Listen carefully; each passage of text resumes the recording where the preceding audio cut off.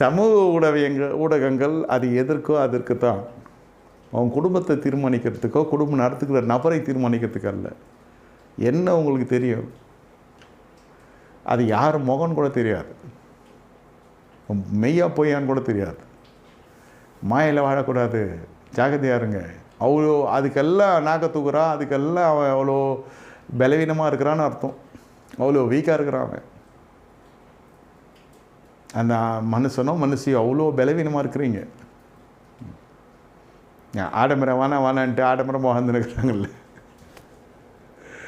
அந்த வார்த்தைலாம் நம்ம பேசக்கூடாது.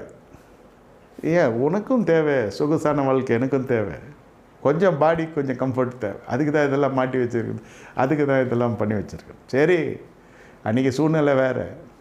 இன்றைக்கி நிஜங்கள் உங்களுக்கு தெரியும், நடைமுறை என்னன்னு தெரியும். இல்லை ஆடம்பரமே வானான்ட்டு நீ சொகுசு